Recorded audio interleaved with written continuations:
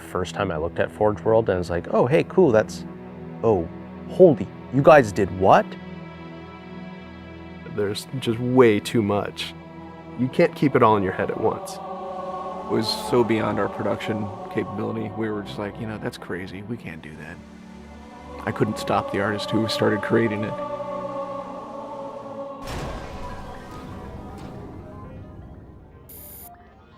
Forge is our editing tool that players can build their own maps. I mean, at its core, it's a map editor.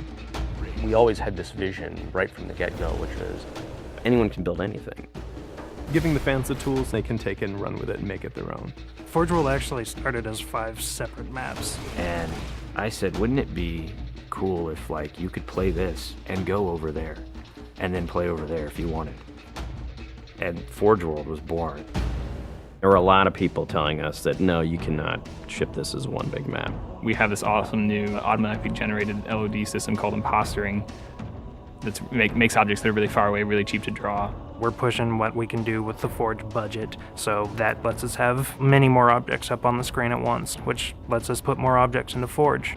Interesting to take the Banshee or Falcon out for a spin in Forge World, because it actually takes a while to get from one end to the other. The second you come into the space, you should know that you're on Halo. Our old friend, the Forerunners, come back, because the Forerunners create all sorts of cool, interesting pieces of geometry. We wanted to give people a variety of locations that they could forge in a different way. So a gulch, an island, an interior, a very small outdoor pocket, and then the rock, which was kind of based off Ascension. Let's use a lot of interesting parts in it so that people can manipulate it or we can change it. Why don't we bring back Blood Gulch and carve it all up into pieces so that people can start manipulating it in interesting ways. And then Sanctuary was the other one. The Cage and Paradiso, that's just Chad and I playing with the map editor and actually building cool maps within Forge World. I mean, we were doing that exactly how the fans would do that. we definitely looked at what we did in Halo 3 and said, what can we learn from this? It's one thing to build just a stunning amount of map variants, but like nobody was expecting Forge art, I don't think. Like that was just a completely, whoa, what? The Rube Goldberg machines, yeah, those are everywhere.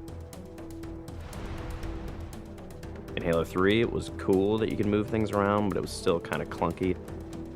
And we're like, we have to make this better. What are some of the tricks that the community is using, and how can we make those not be tricks and just make those be tools?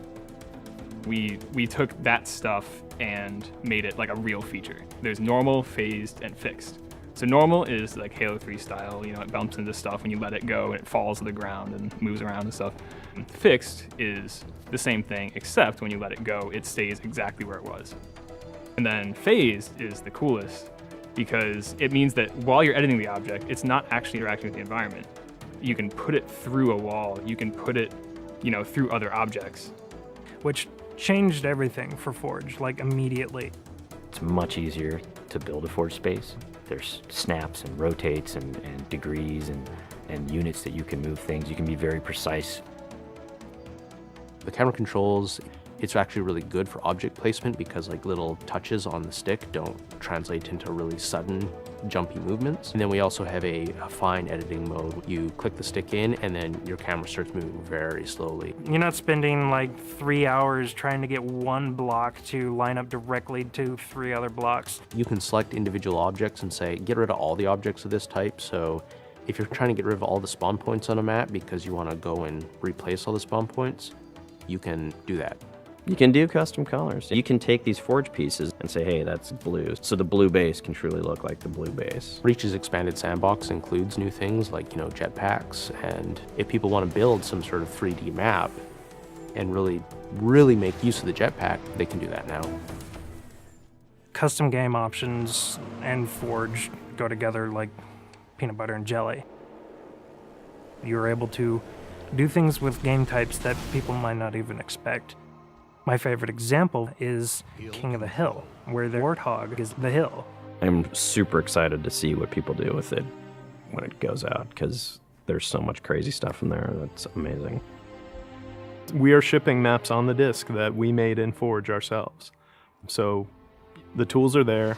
If you have the time and the talent, you can make it. The community is just going to outstrip us and spank us. With the new tagging system, you can save a Forge variant, you can post it to your file share, and then you can say, you know, sweet new map. Things that are good are downloaded by a lot of people and passed around to a lot of people, and that makes the really sweet stuff bubble up to the top. I'm looking forward to what the next big community game type is going to be. We realized that Reach was our swan song to Halo, and what better way to do that than to let people do what we've been doing all along, which is creating new cool maps. It's nice to go out with a bang, and this is a pretty big one.